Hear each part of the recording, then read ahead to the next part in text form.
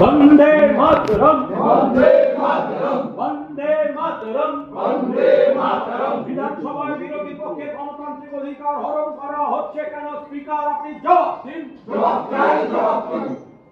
वंदे मातरम, वंदे मातरम। বিধানসভায় বিরোধী দলনেতা ঘর অবিলম্বে খুলে দিতে হবে, দিতে হবে, দিতে হবে। বিধানসভায় বিরোধী পক্ষের ঘর অবিলম্বে খুলে দিতে হবে, দিতে হবে, দিতে হবে। বিধানসভায় বিরোধীদের গণতান্ত্রিক অধিকার হরণ করা হচ্ছে কেন? বিজেপি জবাব দাও, জবাব চাই, জবাব দাও।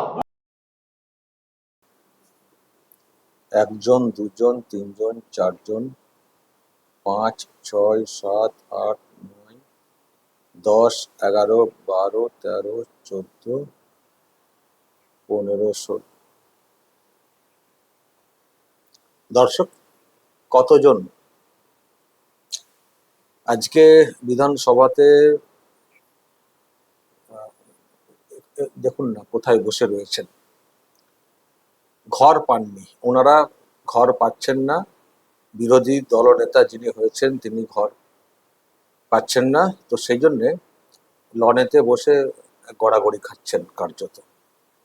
তো সেটাও কতজন? আচ্ছা, ওই যে পেছনে সবুজ পাঞ্জাবি প্রাক্তন স্পিকার বসে রয়েছে, উনি চেয়ারে বসে রয়েছেন। ওনার চেয়ারে বসে থাকা খুবই অভ্যস্ত, মানে অভ্যেস ছিল চেয়ারম্যান স্পিকার।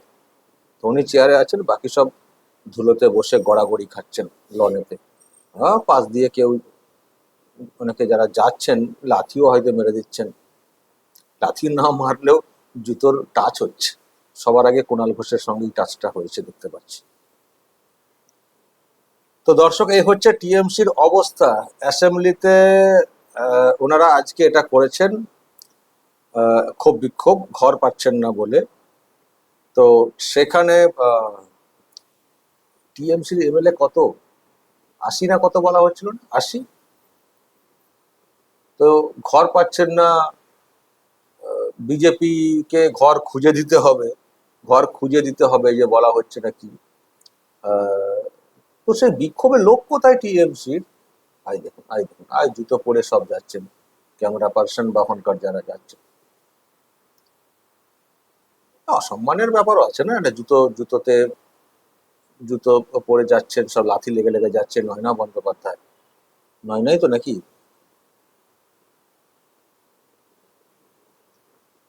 মানে দলটার কি অবস্থা দর্শক দেখতে পাচ্ছেন। শুভেন্দুর বিরুদ্ধে কত কি কথা বলা, সেই শুভেন্দু অধিকারী মসনদে বসে গেছেন।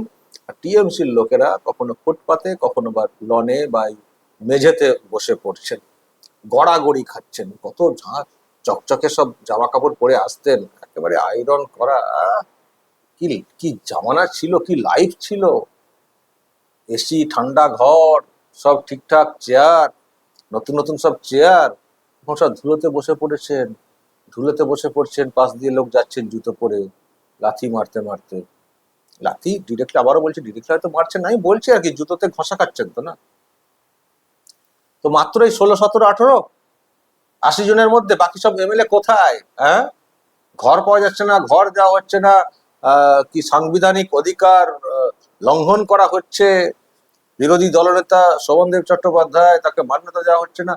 এত বড় বিক্ষোভ তো যাদের জন্যে, মানে যাদের নেতা বিরোধী দলনেতা, তো সেই সব এমএলএরা কোথায়? 80 থেকে মাত্র 18, কোথায় তারা?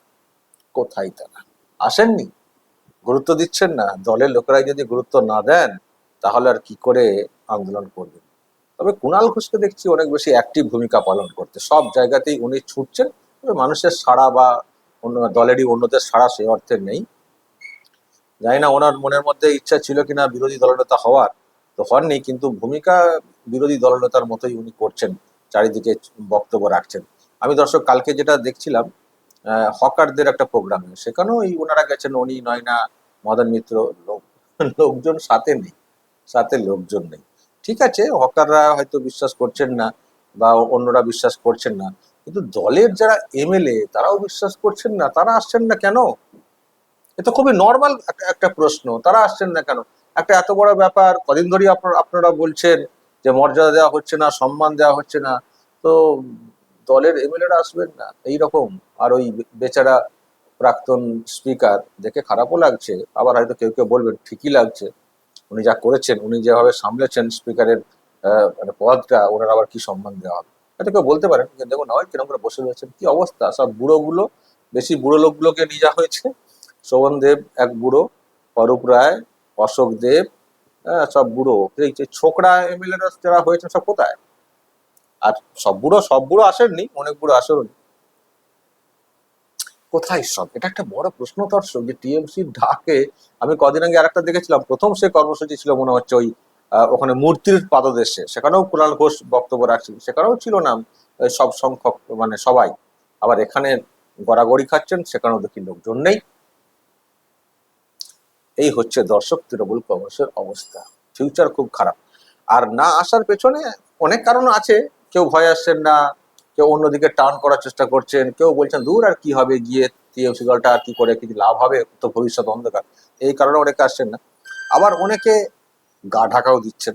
তার মধ্যে আমি একটা খবর দেখছিলাম দর্শক, একটা খবর, এটা গ্রেপ্তারির আশঙ্কা, রক্ষা কবচ চেয়ে এবার হাইকোর্টে বিষ্ণুপুরের দিলীপ মণ্ডল, ওই যে যিনি খুব হুমকি হুঁশিয়ারি দিয়েছিলেন, বিরাট পেল্লাই বাড়ি থেকে পালিয়েছেন, এখন তো তাকে খুঁজে পাওয়া যাচ্ছে না, পুলিশ তো খুঁজছে, তার ছেলেকে গ্রেপ্তার করা হয়েছে। তো এখন উনিও ভাবছেন আমাকেও গ্রেপ্তার করা হতে পারে, তো সেই জন্য এখন রক্ষা কবচ নিতে কলকাতা হাইকোর্টে ছুটেছেন। ফলে এইসবেও ব্যস্ত আছেন অনেকে, সেই জন্য হয়তো পূর্ণ শক্তিতে আমরা দেখতে পাচ্ছি না। আর দলটা যা ব্যাপার, দলেতে অনেকে আশঙ্কার মধ্যে আছেনই। তো আসলে দেখুন, যারা যে কাজ করেছেন তারা ভালো করে জানেন যে তাদের কি ভবিষ্যৎ, তারা বাইরে থাকবে না জেলে থাকবে, তারা নিশ্চয়ই ফিল করতে পারছেন, এতটুকু আইন তো বোঝার কথা। ফলে তারা নিজেরাই আতঙ্কগ্রস্ত হয়ে পড়ছেন। শুভেন্দু অধিকারী যেই একটা প্রশ্ন তোলার জায়গা তৈরি করেছেন, ঠাকুর ঘরে কে, তেমনি সবাই হাইকোর্টে লাইন ফেলে দিচ্ছেন। আমি কালকে একটা ভিডিও করেছি, ক্যানিং পশ্চিমের পরেশরাম দাস রক্ষা কবচ চেয়ে হাইকোর্টে, তারপরে হেরে গেছেন বটে, ওই আমাদের আর বলতে ইচ্ছে করে না, কারণ উনি আমাদের ছিলেন না, অদিতি মুন্সি, উনি তৃণমূল কংগ্রেসের হয়ে গেছিলেন। আমাদের বলতে বাঙালি সংস্কৃতি প্রেমী তাদের ছিলেন। একটা সময় নিশ্চয়ই আমিও ওনার গান শুনতাম, কিন্তু পরের দিকে দেখলাম গান আর মানুষ দুটোর মধ্যে অনেক তফাৎ। তো যাই হোক, উনি ওনার স্বামী দেবরাজ চক্রবর্তী, তারাও হাইকোর্টে ছুটেছিলেন, তারও একটা ব্যাখ্যা হয়েছে, আমি পরে দেবো, ব্যাপার হয়েছে। অভিষেক তো ছুটেছেন, সবাই এখন হাইকোর্টে লাইন দিচ্ছেন, রক্ষা কবচ দিন হুজুর, রক্ষা কবচ, এই আমাকে গ্রেপ্তার করে ফেললো, এই আমাকে গ্রেপ্তার করে ফেললো। তো ওইদিকে অনেকে ব্যস্ত আছেন এমএলএরা, হয়তো হাইকোর্টে এখনো তারা সবাই ছোটেননি, কিন্তু দূরে দূরে ছুটে ছুটে বেড়াচ্ছেন, ধরা না পান। তো এইসব কারণে আর কি, কেউ ছুটছেন, কেউ ম্যানেজ করার চেষ্টা করছেন, কেউ অন্যভাবে, সব ওই দিকে ব্যস্ত, আর কেউ অন্ধকার ভবিষ্যৎ যেটা বলছিলাম দেখে আসছেন না। তো সেই জন্য দেখুন তৃণমূল কংগ্রেসটার কি অবস্থা, কি অবস্থা। আর দিদিমণি রোজ রোল কল করছেন, রোল কল, কালকে চলে এসো কালীঘাটে পাঠশালায় আসর বসবে, মানে ক্লাস বসবে, উনি একটা হাজিরা খাতা হয়তো রেখেছেন, রোল কল করেন, দেখেন কতজন এসছেন কতজন আসছেন না, দেখেন আর কি, শক্তিটা বুঝে নেন। কখনো দেখবেন ডাকছেন প্রাক্তন এমএলএ, প্রাক্তন আর যারা হেরে গেছেন, তারপরে দেখা যাচ্ছে বর্তমান এমএলএ, কখনো শুনছি জেলা পরিষদের মেম্বার, কখনো শুনছি পুরসভার অমক, তারপর আবার আজকে শুনছিলাম কাউন্সিলর কলকাতা পুরসভা ডাকা হয়েছে, শুধু রোল কল করছেন, আসছেন না ক্রস মার্ক এসব করছেন, কালীঘাটে চালি চালাতে বসে। কিন্তু ওখানে দেখছি তাও রোল কলে হয়তো কেউ কেউ হাজির হয়ে যাচ্ছেন তুলনায় বেশি। তাও তো শুনলাম এমএলএরা সবাই যাননি, আগের দিনে 15 জন যাননি। আর সেই এমএলএরা যাদের যাদের থাকার কথা বিধানসভাতে, এতে যা দেখতে পাচ্ছি মাত্র 18 জন। আর কেউ দলটা নিচের তলাতে করবেন, এমনিতেই তো আশা ভরসা চলে গেছে, আর কেউ করবেন, তারাও তো ভাববেন দূর বাবা। প্রথমত তারা একটা কথা বলবেন, যারা বলছেন যে আমরা অত্যাচারিত হচ্ছে অমক তমক, তারা এটুকু বলতে পারেন সব ওই বিধানসভায় বসে ফুটানি, ওই কলকাতায় বসে ফুটানি, এলাকায় কই, এটা একটা প্রশ্ন তারা তুলবেন। কারণ নেতারা আর এলাকায় ঘুরছেন না। একটা ফ্যাক্ট ফাইন্ডিং টিম করে দেওয়া হয়েছিল, আসামের একজনকে নিয়ে এসে লিড করে দেখছিলাম কয়েক জায়গায় ঘোরানো হচ্ছিল, আর এক কয়েক জায়গায় হয়তো লোকালি আরো কাউকে নিয়ে যাওয়া হয়েছে। বিরাট কিছু নেই, মুখে বলা হচ্ছে আমাদেরকে মেরে ফেলা হচ্ছে অমক তমক, কিন্তু আন্দোলনের কর্মীদের পাশে থাকার সাহস পর্যন্ত নেই। আর মারামারি তো ওই রকম হয়নি, যেটা হওয়ার মতো ব্যাপার ছিল, যা করেছেন ওনারা 21-এর ভোটে, সেই তুলনায় কিছুই হয়নি। তাদের বলছে মেরে ফেলছে, মানে এতটাই আতঙ্কগ্রস্ত, মানে যদি কেউ এরকম করে তাকাচ্ছেন, আমাকে মেরে ফেললো, তাকানোতেই মনে হচ্ছে মেরে ফেলবে, বা মনে হচ্ছে এই মনে মেরে মারতে চলে আসবে, এই মনে হচ্ছে আজকে রাতে অ্যাটাক হয়ে যাবো। বললাম না, আসলে ওই ঠাকুর ঘরে কে হয়ে গেছে বিষয়টা হয়ে গেছে না, নিজেরাই আতঙ্কগ্রস্ত হচ্ছেন। বলে পোস্ট করছেন, কিন্তু পাশে দাঁড়াচ্ছেন না। তো ফলে সেদিক দিয়ে যেমন কর্মীরা খানিকটা আশাহত হবেন। আর দ্বিতীয়ত, এই যে সংখ্যা যা দেখতে পাওয়া যাচ্ছে বিধানসভাতে, বলুন তো দর্শক, এরপর তৃণমূল কংগ্রেস দলটা কেউ করবে না। সেই জন্যই বলছি, তৃণমূল কংগ্রেস দলটার কোনো ভবিষ্যৎ নেই গো। আর ভবিষ্যৎ বলে কিছু নেই, একেবারে ভেঙে পড়েছে, কিছু নেই। আর শুধু কলকাতা পুরসভার ভোটটা হতে দিন না একবার, যা রেজাল্ট ওখানে থুবড়ে পড়বে না টিএমসি, দেখবেন কি হালটা হয় নভেম্বরের পরে। কিচ্ছু নেই, দলটা ভঙ্গুর, শেষের পথে, তাসের ঘরের মতো ভেঙে পড়েছে। কিন্তু দর্শক, এই যে ব্যাপারটা যেটা বলার চেষ্টা করছেন, ওটা কি ন্যারেটিভ যেটা তোলার চেষ্টা করছেন, যে আমাদেরকে নাকি জায়গা দেওয়া হচ্ছে না, ঘর দেওয়া হচ্ছে না বিরোধী দলনেতা। সত্যি কি দেওয়া হচ্ছে না? দেওয়ার নিয়মটা কি? দেখুন, সবার প্রথমে আমি আর একটা কথা বলতে চাই। এই যে বিরোধী দলনেতার মর্যাদা সম্মান নিয়ে এত কথা বলা হচ্ছে, যারা বলছেন তারা কি একবার মনে করছেন 21-এ আপনারা কি করেছেন? যখন শুভেন্দু অধিকারীকে বিরোধী দলনেতা করার সিদ্ধান্ত হয় দলের তরফ থেকে, তখন তাকে সম্মান স্বীকৃতি দেওয়ার ক্ষেত্রে আপনারা কতটা অনীহা করেছিলেন মনে পড়ে। শুভেন্দুকে বিরোধী দলনেতা মানে করা হোক, এটা তো আপনাদের নেত্রী চাননি। আপনাদের নেত্রী চেয়েছিলেন মুকুল রায়কে বিরোধী দলনেতা করার জন্য। পরে তো আমাদের কাছে পরিষ্কার হয়ে গেল কেন মুকুল রায়কে চেয়েছিলেন। কিন্তু শুভেন্দু অধিকারীকে বিরোধী দলনেতা করাতে টিএমসি ফাপড়ে পড়ে যায়, আর ওনাকে মেনে নিতে কিছুতেই চাইছিলেন না দলের লোকেরা। মনে পড়ে? আজকে খুব তরপাচ্ছেন, আমাদের নেতাকে এই করা হচ্ছে না, ঘর দেওয়া হচ্ছে না। হ্যাঁ, লজ্জা করে না? দ্বিতীয়ত, এই যে ঘর দেওয়া ব্যাপারটা কি, দেখুন, আর যাই হোক, এই সরকার, এই শাসক নিয়মের বাইরে যেতে চাইছে না। নিয়ম যা আছে সেই মতো করে চলার চেষ্টা করছে। আপনাদের এমএলএ স্পিকার কি করতেন ওটা কোনো কথা না, স্পিকার তো নিয়মের বাইরেই সবকিছু করতেন কার্যত, মানে যেগুলো নিয়ম পালন করার কথা, আর বাকিগুলো মৌখিক করে দিতেন নিজের স্বার্থে। কিন্তু এখনকার সব সিস্টেম মেনে চলছে। বলা হচ্ছে যে বিরোধী দলনেতা যাকে করা হবে, তো তার বিষয়ে একটা স্বাক্ষর লাগে, যারা এমএলএ আছেন তাদের স্বাক্ষর লাগে। যদি একটা স্লিপ দিয়ে ছেড়ে দেওয়া হয় অভিষেক ব্যানার্জি সই করে, ওটা বললে তো হবে না। অভিষেক ব্যানার্জি বলে দেবেন আমাদের বিরোধী দলনেতা হচ্ছেন শোভন দেব, বললি কি হয়ে গেল না? কে অভিষেক? একটা সিস্টেম থাকে তো, সবার সই লাগে, যারা এমএলএ আছেন তাদের স্বাক্ষর লাগে, তো এই সব সিস্টেম লাগে। তো ওনারা কিন্তু প্রথম দিক থেকে এই নিয়ম ফলো করেননি। ফলে নিয়মের বাইরে গিয়ে তো বিধানসভা কিছু করতে চায়নি। এখন বলা হচ্ছে নাকি ওনারা সব নাকি সই টই করিয়েছেন, তাও শুনছি সবার নাকি সই নেই ওখানে। 80 জন যে এমএলএ, তার নাকি সবার সইও নেই। অনেক গল্প আছে ভিতরে, যা সব শুনতে পাচ্ছি। সেই থেকেই তো বলছি যে দলটার কোনো ভবিষ্যৎ নেই। তো এখন বলছেন আমরা নিয়ম মেনে সই করেছি অমুক তমুক। এখন নিয়ম মেনে সই করেছে কি করেন না সেটা দেখারও ব্যাপার আছে তো।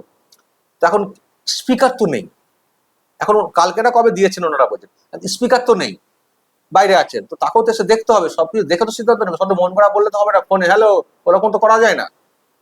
তো দেখবে, দেখা হবে, তারপর দেখা হবে। একেবারে সঙ্গে সঙ্গে রাস্তায় বসে পড়তে হবে, দেখাতে হবে আমরা কত অত্যাচারিত। হ্যাঁ, ওই বিধানসভার অন্দরে বসে ড্রামা দেখাবেন দলের লোকেদেরকে, আমরা বিরাট লড়াই করছি। এটা লড়াই না, এটা আরো আস্থা কমে যাওয়ার মতো কর্মসূচি করেছেন আপনারা। এইসব দেখলে আপনার দলের লোকেদের কারো আস্থা ফিরবে না, যে কি অবস্থা রাস্তায়। আস্থা কি করে ফিরবে? এ তো রাস্তায় আমাদের লোকেরা, হ্যাঁ, রাস্তায় রাস্তায় ধুলোয় গড়াগড়ি খাচ্ছেন, লোকের জুতো খাচ্ছেন। ফলে ওনারা নিয়ম মেনে কোনো কাজ করেন না। আর যখন নিয়ম মেনে করার সময় আসবে, তার আগেই ওনাদের একটা কিছু একটা করে দেখাতে হবে, ওই দিদিমণির গল্প, ন্যারেটিভ ফালতু একটা তৈরি করা, সেটা ওনারা করছেন। তো এইসবের কি গুরুত্ব আছে? কোনো গুরুত্ব নেই এইসবের। বরং দিন দিন এই দলটার কঙ্কালসার অবস্থা, সেটা প্রকাশ্যে চলে আসছে। ফলে আর টিকবে কতদিন? টিএমসি আর থাকবে কতক্ষণ, তাই না? টিএমসি যাবে বিসর্জন, টিএমসি আর থাকবে কতক্ষণ, এটা এখন স্লোগান হওয়া উচিত। দর্শক, বলবেন যা বলার, আপনাদের যদি কিছু বলার থাকে এই নিয়ে অবশ্যই বলবেন এবং নজর রাখবেন আরামবাগ